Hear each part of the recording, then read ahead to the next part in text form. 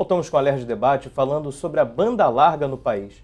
Bom, a gente no último bloco falou sobre as necessidades do setor que tem alguma coisa a desejar.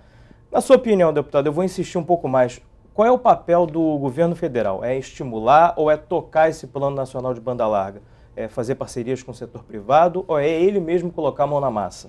Não, eu, correndo o risco de ser chamado de dinossauro, eu acho que o governo federal devia assumir a responsabilidade de traçar um horizonte, traçar metas, como um serviço público, para que a população do Brasil, que não é qualquer população, né, quase 200 milhões de pessoas, a toda ela seja a possibilidade, o acesso à internet banda larga. O que não significa dizer, como o Marcelo inclusive abordou ainda há pouco, que você, para um esforço dessa magnitude, não vai precisar de parcerias com a iniciativa privada. O que eu acho que é um contrassenso, para mim, nessa questão da internet banda larga, guarda a semelhança com uma briga que a gente travando aqui no Rio de Janeiro na questão do transporte e outros serviços públicos. A grande diferença é que quem tem que dar as cartas, quem tem que traçar uma orientação, quem tem que estabelecer diretrizes é o poder público, é o governo ouvir a sociedade. A gente não pode agir, como às vezes acontece no transporte, inverter a lógica e a política a ser adotada é a política de interesse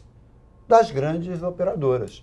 Isso é que é a inversão. Então não significa, eu acredito que nenhum de nós que está aqui posicionado, que defende a estatização do setor, que a iniciativa privada não tem tido e tem um papel importante. Mas a grande diferença no nosso debate é que nós achamos que é a responsabilidade do poder público estabelecer as diretrizes, orientar e mobilizar esforços financeiros, científicos, culturais, para que essa grande meta possa ser atingida. E digo mais, apesar do que o Marcelo corretamente colocou, eu acho que pequenas iniciativas não vão resolver o problema, mas ajudam nesse grande esforço a empurrar a tomada de posição. Com certeza. Nós montamos uma equipe pequena no nosso gabinete que tem percorrido municípios do estado, teve em Macaé, que já teve uma experiência positiva, teve em Silva Jardim discutindo, olhando experiências positivas, até para somando com institutos como o Instituto Telecom, disseminar, publicizar essas experiências para incentivar que outros tomem. E o Poder Legislativo também. Eu estou entrando com um projeto de lei nos próximos dias,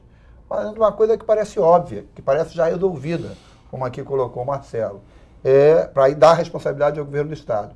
É que todas as unidades de ensino ligadas ao governo estadual passem a ter a obrigação de fazer o que já acontece em Silva Jardim. As pessoas que ali estão, professores, alunos, pessoas que estão ali eventualmente, ter acesso à internet banda larga.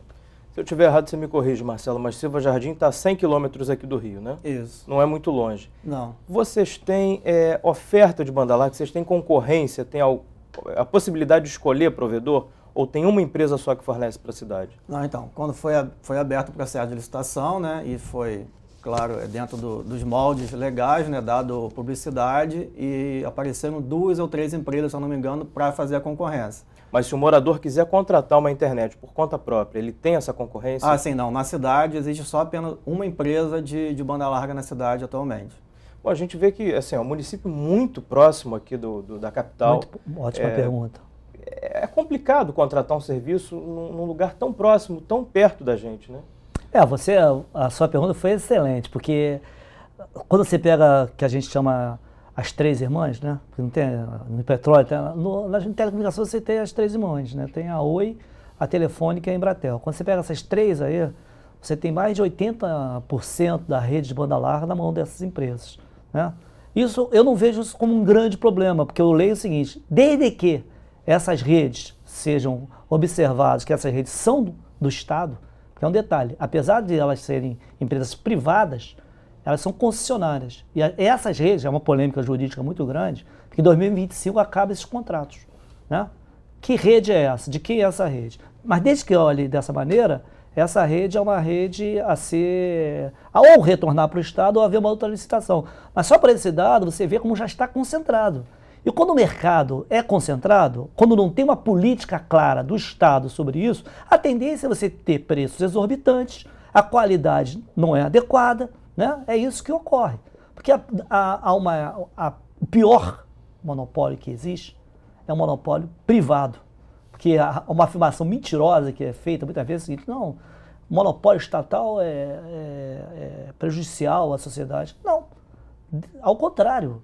o sistema de telecomunicações no Brasil só foi montado graças ao monopólio. No Brasil, a Telebrás teve um trabalho espetacular. E havia no tempo dela uma coisa chamada subsídio cruzado. Os mais pagavam para os menos. Por exemplo, só há telecomunicações no Nordeste, no Norte, graças a um serviço enorme, principalmente da Embratel, né, para que isso ocorresse. Então, essa questão é essencial. E existe hoje um chamado Plano Nacional de Banda Larga. Existe. E já agora está no número 2, vão ser lançados no número 2. Só que no número 1 estava colocado o seguinte, estava colocada a questão de conteúdos que, por exemplo, quando a gente fala de escola, tem que lembrar dos professores. Né? Então tem que ter essa relação. Quando fala de hospital, tem que lembrar dos médicos, dos enfermeiros, todas as pessoas que têm que estar capacitadas, tem que ter mais salários, ter melhorias salariais, todo um conjunto de elementos que comportam isso. No plano falava na questão do desenvolvimento tecnológico. No plano falava em pesquisa. Esse plano foi simplesmente esquecido. A única coisa que sobrou desse plano foi a parceria com as concessionárias.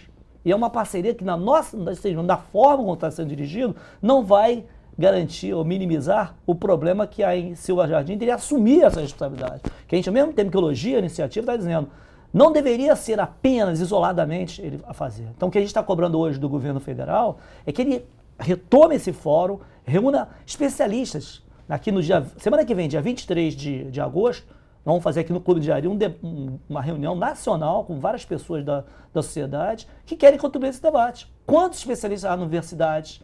Os empresários também, os técnicos, os estados, os municípios. Tem o que há de experiências interessantes, né? É uma enormidade. Tem que colocar isso tudo junto para que isso realmente se torne um plano. Né? Bom, deputado, a gente viu que no último mês a gente teve um problema em todo o Brasil que foi a proibição de venda de chips de diversas operadoras. Aqui no estado do Rio foi a operadora TIM. Isso também passa pela internet, né? Porque em muitos locais onde a internet não chega, o que chega é o 3G. E a gente vê que a internet 3G tem um problema muito grande de demanda, que existe a demanda, mas eles não estão conseguindo acompanhar essa demanda, não estão conseguindo dar essa oferta.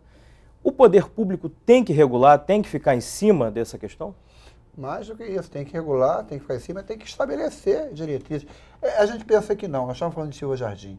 Eu enfrentei, há 4 anos atrás, aqui no centro do Rio de Janeiro, num bairro aqui próximo, na Tijuca, uma iniciativa de natureza social, de instalação de telecentro numa comunidade popular, numa rua de enorme movimento, que é a Rua Cândido Bonfim, na Tijuca. Foi um inferno para que você conseguisse, no final se conseguiu com a Embratel, mas foi um inferno para que você conseguisse o acesso à banda larga. O Marcelo falou que a telefonia celular do Brasil é a mais cara do mundo. Eu não tenho os dados, mas o acesso à internet, seus vários indicadores de qualidade no Brasil também não são bons. É comum você ter na sua casa o acesso à internet banda larga, e em alguns momentos você não consegue acessar.